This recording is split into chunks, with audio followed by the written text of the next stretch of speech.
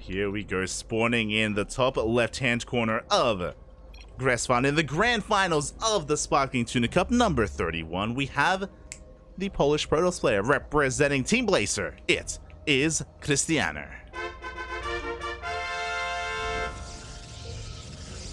And spawning in the bottom right-hand corner of Gresfan, we have his opponents. We have the orange Protoss player representing Storm Gaming. It is MindelVK.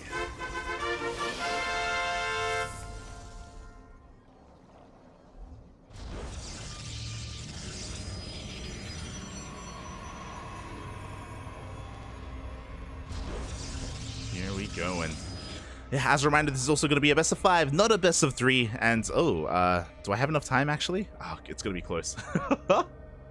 Oh, I'm going to try and set up some predictions, Poppy. I'm going to try my best. It's going to be close though, as there is a bit of a stream delay, and I do have a little bit of time. If you're in the chat, if you want to place your channel points, if you want to put them on the line, then predictions are open for a couple of minutes. Not too long, but for a couple of minutes.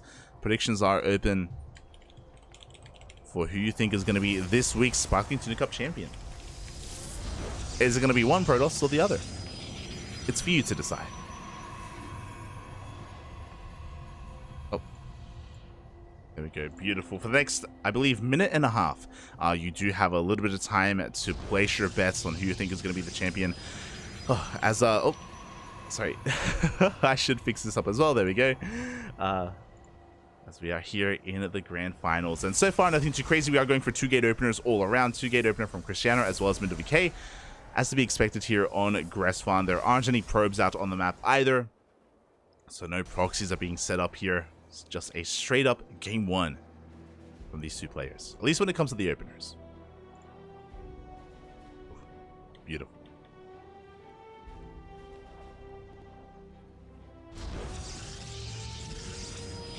Sorry, and just communicating with some of the other Ducklings just to make sure that everything's okay.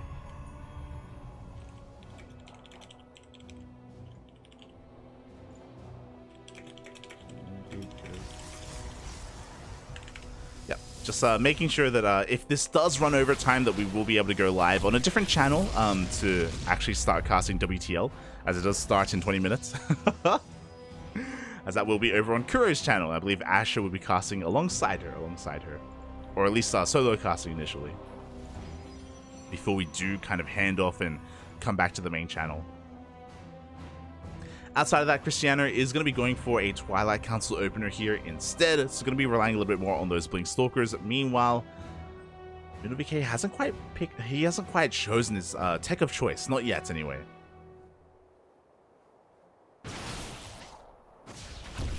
That's going to be morphing in some extra units just to be safe and sound. We both had some Stalkers and Sentries as our initial units here from our Protoss players, just to be safe as well, just to prioritize scouting here, as scouting is paramount in PvP. As you can imagine, there can be many twists and turns. Stargate, Roboplay, DTs, Blink, Forge timings. So both players do need to be on top of this, as Phoenixes are sent out. And with this, MindelVK is fully aware that his opponent did get a much faster Twilight Council and is going to have a faster Blink timing as well. So he's going to be aware that he needs to be a little bit more defensive and wait a little bit longer before he's really too active on the map as he gets into his own Blink. And to be fair, like, the timing, the window here is a pretty slim one. Is this really going to come into play? It may, definitely, but unlikely. Both players do back off, and yeah, we have a pretty standard setup all around.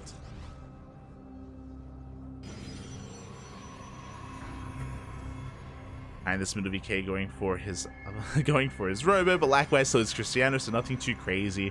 I mean, especially when it comes to European PvP, we don't really expect too much aggression early on, but over the course of the series, I imagine we are going to be flexing a little bit, you know, when it comes to either proxies or certain timings as well. Even one base all-ins. I'm sure that this series will be rife with it. At least for game 1, though, both players are just testing the waters. Nothing too crazy. 3rd base, soon to be taken by both of our players as well. Got our probes in position.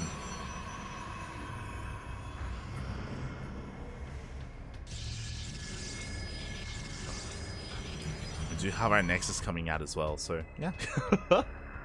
Nothing too crazy. The move out does get spotted as well by the hallucination, so MindelVK is fully aware of what's coming. I love it. He does hallucinate a couple of these stalkers to tank some of those shots. We have a shield battery on the way behind this. Shield battery is a little bit late, so it won't really come into play initially, but oh my god, already. Oh, 2 volleys do get soaked up by those hallucinations. Get nice moves here from MindelVK. As he slips into the main base, he also catches wind of the timing of the forge at the same time as his zone. I guess the biggest difference here is that MindelVK is actually getting into faster Immortal production. Of course, the first Immortal is already out. Krystianer does actually have a higher Stalker count, but he's pushing up against shield batteries, against an Immortal. MindelVK has more than enough to defend. He does force Krystianer back.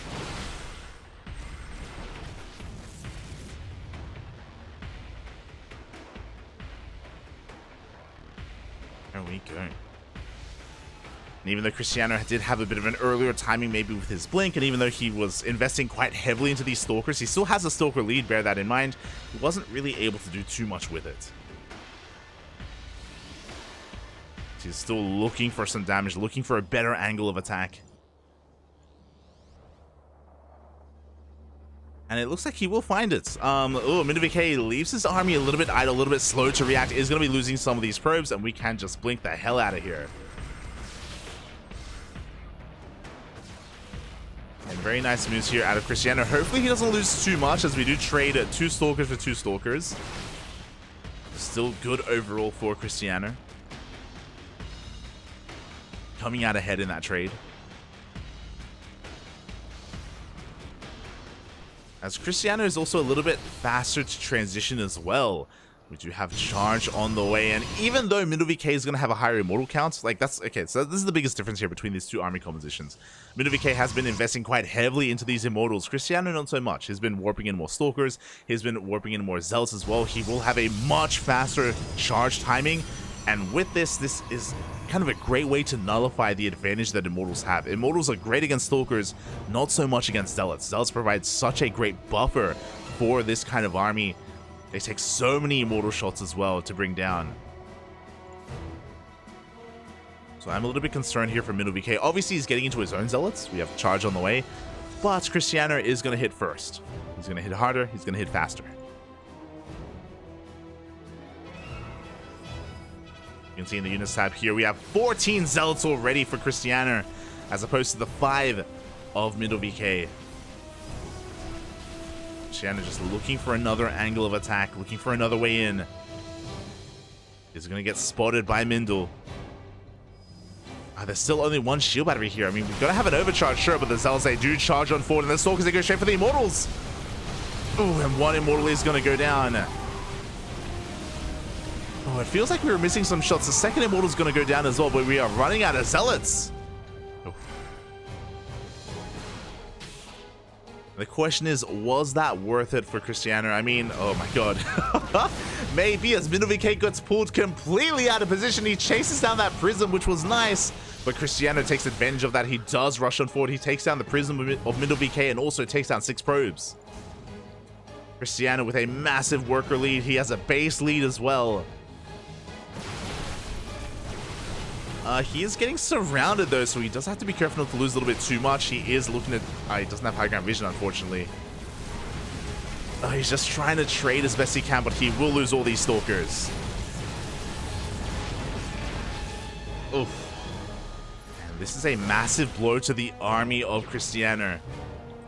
His Stalker count is reset. 1 Stalker remaining for Krystianer. And even though he's up 17 probes, that may not matter. It's gonna be fine. Oh my god, look at how many Zealots we have. Jesus Christ. The pure Zealot just forces everything back. Oh god. MindelVK is killing me. Look, I've seen a lot of things in StarCraft, but seeing like a pure Stalker army just being terrified and being chased away by a wave of Zealots is, yeah. That's something you see every day. I appreciate it. I appreciate it. As we're going pure Zealot Immortal. This is crazy. Okay. I mean, it can work. As we are out of position, we're going to be going for the recall. We're setting up for a surround. Zealots, they come in from the front, they come in from behind. And there is nowhere to run. The Immortals just, oh my god, doing so much damage to these Stalkers. One of them is exposed and it will go down.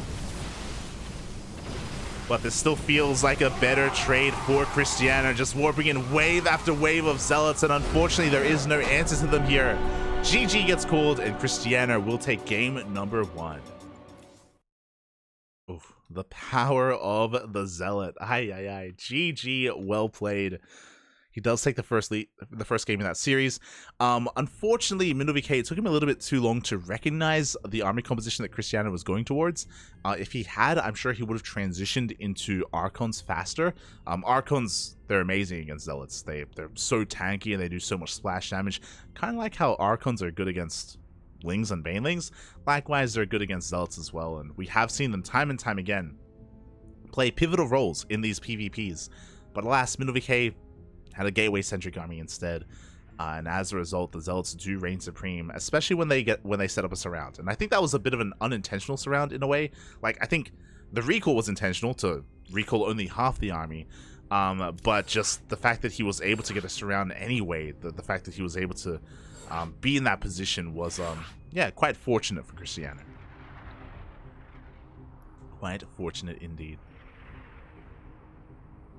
Meanwhile, behind it, Krystianer was actually transitioning into disruptors. He had a second Robo on the way and a Bay on the way as well, so that's what he was going to be spending his gas on. So yeah, really bold move here out of Krystianer. He didn't take his gases at his third base or at his fourth. Just pure minerals, pure Zealots. My god. Terrifying. Terrifying. As a Zerg player, that's terrifying. I mean, we saw what they did against Silky Poppy. We saw them tear the last Zerg player apart, and likewise, they're even tearing Protoss apart. Oh. Just Protoss killing Protoss. Feels bad, man. Feels bad.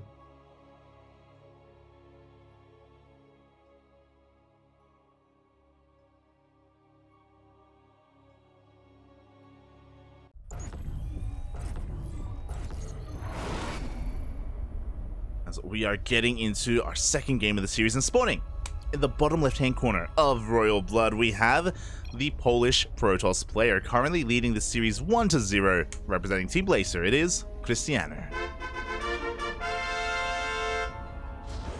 And spawning in the bottom right-hand corner, sorry, the top right-hand corner of Royal Blood, we have as opponent, we have the Orange Protoss representing Storm Gaming. It is MindelVK. Fighting back well initially, but we saw there were a couple of moments where Krystianer, it felt like he had better army movement and army control overall. I mean, sure, he kind of got trapped at certain points, but for the most part, he was utilizing the terrain quite well. And when he was invested into those Blink Stalkers, he was using them beautifully. Not just that, but incorporating his map awareness in conjunction with his Blink Stalker control, he was able to run circles around MindelVK. It was, yeah, a sight to behold. So very well done by our Polish Protoss player as we get into our second game. And boy, from here, we'll see where we go, as once again, 2 gate openers all around, as to be expected on Royal Blood. If MaxPax was here, he'd be going for a gate expand, but he's not here. So just 2 gate openers from our Protoss players. No probes are out on the map, no proxy pylons in sight. Standard play, at least in the early game. Now, the first sign of deviation is upon us. The question becomes, what first 2 units are going to be coming out here from our 2 players? Well, now that Krystianer has a lead in this series, I imagine my guess is going to be Double Adept, just to be aggressive and just to keep MindelVK on the back foot. I also really appreciate this as well. Krystianer is looking for something. He's looking for the second pylon, and it's not here. It's in the natural. So a bit of a fake proxy here from MindelVK. He's making it look like he's going for a proxy pylon across the map, and Krystianer is falling for it. He's looking for it. He has his probe rallied all around the edge of the map, a little bit paranoid that maybe a proxy Stargate or a proxy Robo or a proxy anything is out there. We know that there's nothing, but Krystianer doesn't, and he's currently scouring the map right now for said pylon. And this is a little bit of a win here for MindelVK. It's a little bit of a psychological win. On top of that, lost mining time. We have 2 probes that aren't mining that otherwise could be for Krystianer. So again, a nice little start here from MindelVK. Nice mind games from our orange Protoss as it goes into a faster Nexus. Was a double Stalker opener, likewise from Krystianer. Also did go for a double Stalker opener. So no Adepts. So my prediction was wrong. Smash. Was anyone in the chat correct though? That's the question. It's our favorite game. What 2 units, Bobby? What 2 units? Krystianer just going to be delaying his own Nexus a little bit here just to be a little bit safer. He's going to be moving out with his first 4 Stalkers, and he does have the Stalker advantage. So MindelVK is going to be careful. Uh-oh. Oh, and he takes a lot of hits already on his first Stalker. Again, he did only make 3 in favor of a faster Nexus, and now he is down to 2, and now Krystianer has a massive Stalker lead. Thankfully, we have the defender's advantage. We have a shield battery on the way and a sentry as well, but shield battery has him spotted. Krystianer now has eyes on that pylon. Now he knows what's been going on. Oh, he wants to punish it, Bobby. It's all your fault. It's because of you that I was inefficient with my mining. You sent my probes out on a wild goose chase. As we turn around, and we're going to be trading Stalkers for Stalkers. The pylon survives, by the way. And maybe Krystianer, he was a little bit too bloodlusted. You know, he had a personal vendetta against this pylon, and really it forced him to overextend, and he loses quite a lot of Stalkers. This could have been a better trade for Krystianer, but in the end, he loses 3 Stalkers for 3 Stalkers of MindelVK. MindelVK, he evens it up. Nicely done.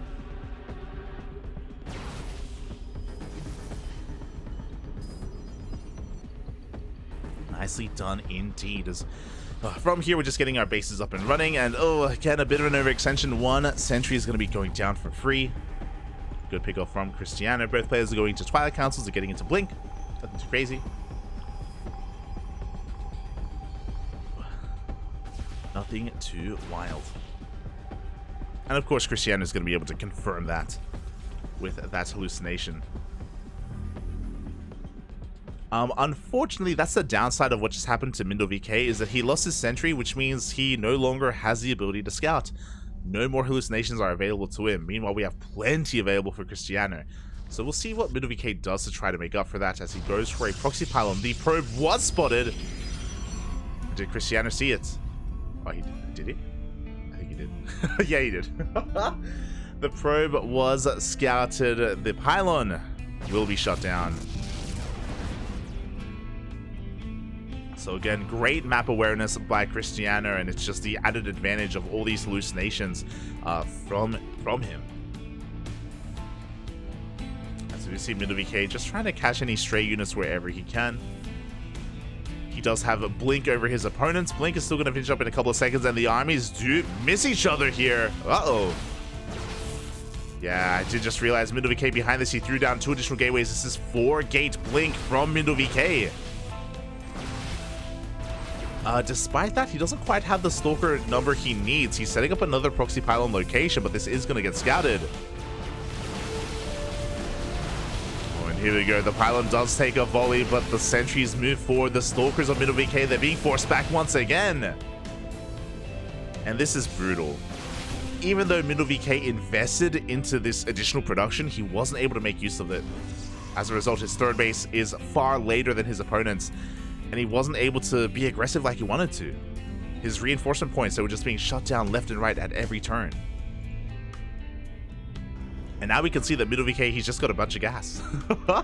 Like, he has a massive gas bank and he just wasn't able to use it. Forced to morph into third base instead. Warp in even. He's going to be looking for some damage though, and he may be able to depower this Robo, but Krystianer, he is not too far behind. Bit of a role reversal. We saw this in game 1, but from Krystianer, this time MindelVK, he does dive into the main base, but Krystianer is here to slow him down. He gets 2 probes for his troubles, but not too much else. 3 probes. Damage that MindelVK needed to get done. Unfortunately, he's still behind economically. You know, his third base was just that much later, and again, I don't think he really intended to even invest too heavily into that third. He was maybe hoping to do more damage, force a bigger reaction, get some probe kills, or maybe even cancel the third, or even kill the third. Instead, he's got to back up. We have a Robotics Bay on the way for MindelVK. He's going to be getting into soon disruptor production, I imagine. And that is a way to come back. It is a good way to come back in this game. Disruptors, they can help make up for a supply deficit. We've all seen it. We've all seen it plenty of times. Purification Novas, they're crazy. You can be down 20, 30, 40 supply, but mate, you got a couple of boards, you got a couple of disruptors, and anything can happen. Unfortunately, the bay isn't done yet. We have no disruptors, and Krystianer, he is flexing his economy, he's flexing his bank, he's pushing on across the map, and he has an overwhelming army. He takes down the shield battery, he takes down the overcharge. We have an immortal behind this as well, just to add to the army. GG gets called, and Krystianer takes game number 2. GG. Solid game here from our Polish player once again.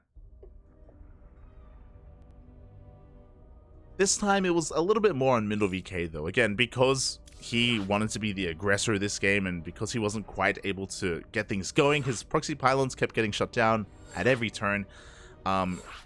He delayed his own third, he delayed his own economy, and as the game went on longer, it was getting better and better for Krystianer as time went on. And eventually that snowballed, that culminated into that one big push where MindelVK was just trying to be a little bit cheeky and jump ahead in his tech just because he knew he was behind and he knew that he had to do something to make up for that. Oh god, I need some water. And now, we're getting into game number 2. Game numero dos. We're one game away from crowning this week's Sparkling Tuna Cup champion. This player here in the bottom left-hand corner is one game away from becoming a said champion, representing Team Blazer from the land of Poland. It is Krystianer. And spawning in the top right-hand corner, we have his opponents. We have the orange Protoss for Storm Gaming. It is MindelVK.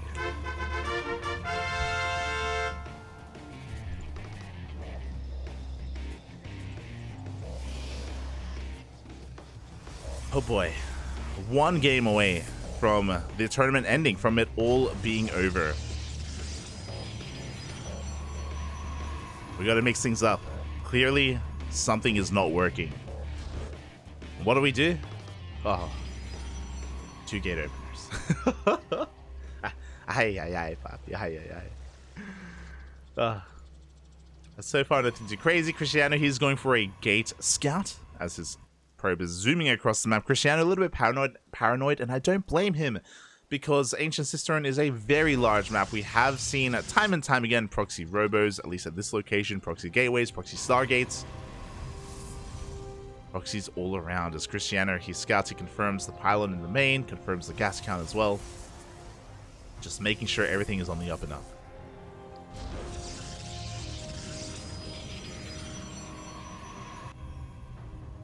Buys 2 gate openers here from both of our players. Now I wonder, is it in game 3 where Krystianer goes for the double adept opener? I imagine so, right? He's got a 2-point lead, maybe, as Krystianer also gets eyes on the second pylon. He knows it's in the main base, so he knows that everything is as it should be. This time, no fake proxy or anything like that. Nothing to be concerned about.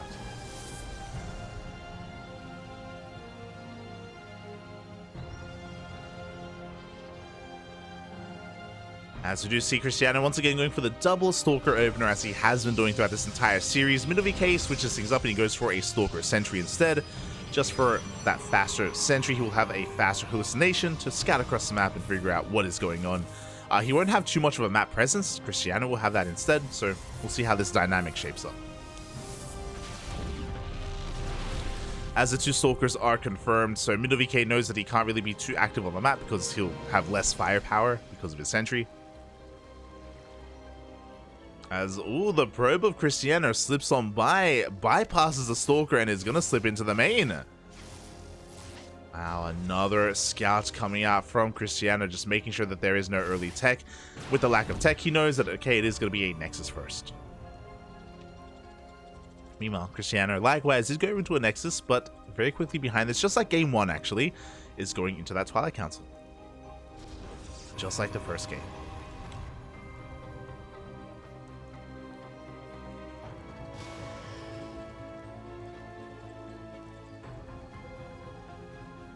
Side of this, we're just going to be chilling. We have the first hallucination zooming across the map, and with this, MindelVK will get eyes on the Twilight Council. He'll be fully aware that his opponent will have a much faster blink timing once again. So he knows he can't quite be as active as he otherwise would like to be. Otherwise, he will come into an army that just has more flexibility and more finesse to it as well. So he's going to have to take a more defensive role here, and to help make up for it, we're going into a faster robo as well. I imagine to get into Immortal Production. Again, I'm getting Gressman vibes. I'm getting game 1 vibes. It's happening.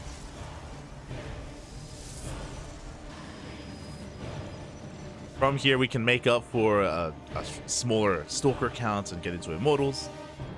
If you recall, that's the game where Krystianer eventually ended up in Mass Zealots. See if we get there again. We'll see if kind of the game does unfold in a similar way.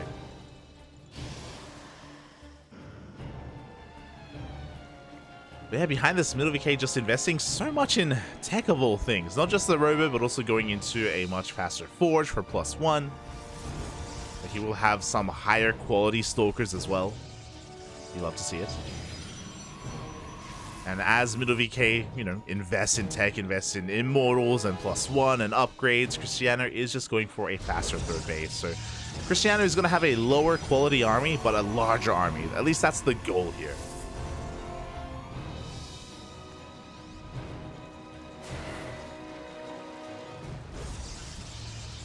Now finally, we're going to be active on the map. Krystianer, he warps in 2 Adepts, and 2 Adepts is all you need to one-shot a probe, so the Adepts are going to be zooming across the map, looking to try and shade on past the army and shade past a lovely mascot. Quack. I was like, what sound does a tuna make? And my mind went blank. I don't think they can make any sounds. For a moment, I was thinking of like the dolphin sound. I'm like, that's not quite right. That's not. Dolphins are not tunas. As MindelVK is going for a 2-base all-in, you know, there is still no third base, and we can see why he goes for a gateway explosion in the main base. 4 gates, 6 gates in total. Ay, but the gateways haven't kicked in yet, as the mass amount of sentries have been spotted, and that is a massive tell. Oh boy, this is going to be quite a powerful timing with +1 and with all these gateways. Krystianer has to prepare back at home. We already have a shield battery set up at the third base. We have to be willing to give up the third as well, as Krystianer is getting into his own gateway explosion. Oh my god! Glaives? Alright. Okay, you got my attention. As Krystianer blinks up into the main base, but the Immortals are waiting for him. He's going to be able to get a pylon, but not much else, as he's going to have to get the hell out of here. Does lose 1 Stalker in the process. But at the same time, it was merely a distraction because those 2 Adepts that we were talking about earlier, they slip into the natural. Ooh, probes are falling left and right, and this is dangerous. The reason for this is, I mean, sure, in a way, MindelVK, he's all in, so does he care about probes? In a way, he does, because he has a very limited economy on 2 bases. He needs to be fully saturated on these 2 bases to actually sustain the production that he has and actually pull off this all-in.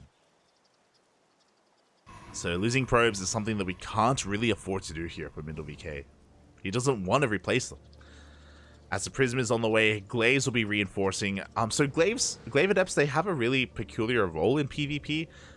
They can do a great job at tanking, kind of like Charge Lots in a way. You know, Charge Lots, they do a great job at tanking Stalker shots and Immortal shots. Likewise, so do Adepts. The, I guess, difference is that Adepts have some more, they have not just a surprise factor, but they can be microed in a different way. They can avoid the army, they can go for economic damage, they can dive on top of an army immediately as well with their shades if it's correctly timed. So there's a lot that you can do with it.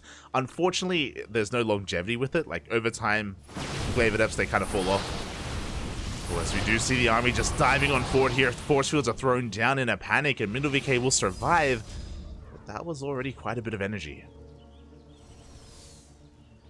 As Krystianer wants to slow down the forces of MindelVK, every second that passes is potentially another warp and potentially another shield battery, another cannon as well for Krystianer. As he's going to be rotating around, and the Prism! Up! he's not going to quite catch it, and oh, he gets caught instead.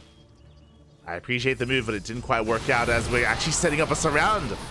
The Stalkers from behind, the Zealots from the front. We do have a warp in all of those Glaive Adepts. The Immortal's going ham here for Krystianer. And it looks like he doesn't have enough. He is being forced back. The Immortals are exposed. Ooh, one of them is going to go down. Krystianer is being forced back to his shield batteries, but that just was not the best angle of attack. The force fields were working wonders for MindelVK. For Krystianer, he falls back to the safety of the cannon, the shield battery, the overcharge.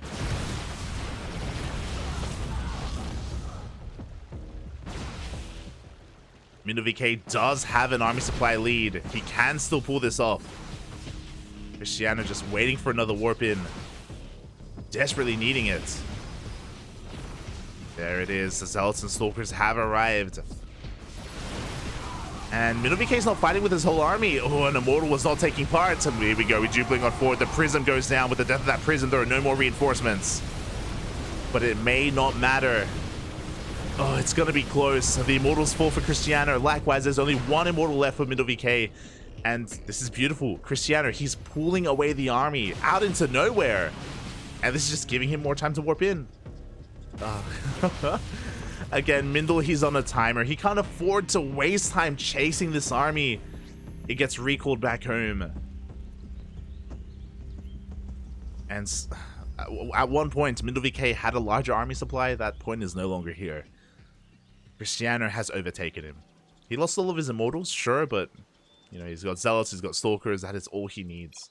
GG gets called. And just like that, Krystianer is going to be this week's Sparkling Tuna Cup champion. GG. I was really concerned after the initial push, where Krystianer kind of lost his first Immortal, and he was like, his army was kind of segmented and not really working together. It felt like things were working well initially for MindelVK, but we saw after that Prism went down, he just couldn't reinforce, he couldn't bolster his army, he couldn't micro and save his Immortals either. GG, well played. Congratulations to Krystianer. This is not his first time winning the Sparkling Tuna Cup. Bear that in mind. He has been the champion once before, as I quickly double check some of the stats here. Yes, this year, he's actually won the most. We have Cure, who won the first edition of 2023, and then Krystianer won 2 already. Now his 3rd win here. Jesus Christ, Krystianer just asserting himself as the #1 player in our weekly tournament series in 2023. Still has a lot to go though if he wants to catch up to Bjorn. Bjorn hasn't signed up yet this year, but last year in 2022, Bjorn was very active and he still holds the most Tuna Cups under his belt. Still has that title for now, but Krystianer's not too far behind. He's getting there, he's getting there. So GG, well played. Congratulations to Krystianer. Again, he came in as the favorite, but we saw him stumble a little bit, you know? I want to give a shout out to Oriana. Oriana didn't make it to the finals, but he legitimately almost 2-0'd Krystianer in the semis. Like, the semifinals match between Krystianer and Oriana was insanely close. I was looking at the chat at the time, and Oriana, he was impressing a lot of people. Like, I know he's a little bit lesser known. He's not as well known, is what I'm trying to say. He's more of an underdog, more of a dark horse, you know, amongst the international scene. He doesn't really perform too well in these international events, but slowly this year he has been a lot more active on in these online tournaments, and yeah, Oriana really did impress us, and he made Krystianer work for it. Brought him all the way to the ace match, and again, he was so close to taking the series himself. GG. Not just Oriana, but a shout out to all the players as well. Iba was playing earlier, Mondo as well, the Korean Zerg player, Silky, MindelVK, Nicorakt, Ranger, Takanashi, aka Moku. A lot of great players, So yeah, again, thank you so much everyone for participating. Shout out to all the amateur players as well. We had a lot of signups of like Diamond and Masters players, just looking to participate and, you know, be a part of the event and be a part of the community and be a part of the scene. So we also appreciate the support from you know, the international scene as well. So thank you, thank you.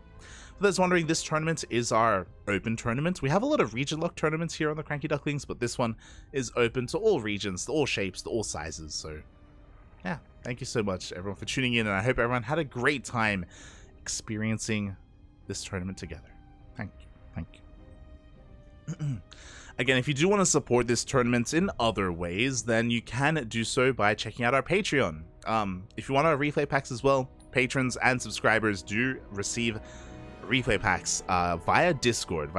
So make sure you join our Discord server if you want to redeem those replays. We have plenty available for you there from all of our tournaments and from other events as well. So we got you covered. Yeah, you can help us grow the tournament through Patreon. We're trying to turn this from a bi-weekly into a weekly tournament. We're getting there. Slowly but surely. We're getting a lot of support from the scene. So thank you. We always do appreciate it. We're close to achieving our goal and achieving our dreams. But I do have to wrap this up. I can't do all the shoutouts and I can't get into everything because World Team League started 13 minutes ago. It started 13 minutes ago, so we do have to quickly wrap up and head on over and cast some more StarCraft. This channel is going to be going live soon as the stream is available to switch on over. So yeah, stick around. We are going to be getting into some World Team League action. Who is playing tonight? Let me just double check here. Who is playing tonight? It is looking to be Starlight Twinkle versus, Dragon Kaizi Gaming versus Starlight Twinkle. That's actually really good. So stay tuned. If you want some Dark, if you want some Hero, if you want some Oliveira, then we got you covered with some beautiful StarCraft. Currently, Oliveira is playing against Chan, and we'll jump into game 2. So see you soon. See you in a couple of minutes. Again, thanks everyone for the support. Exclamation mark socials in the chat, Twitter, Facebook, Instagram, we're all over the place. Cranky Ducklings, but stick around for some World Team League. See you soon.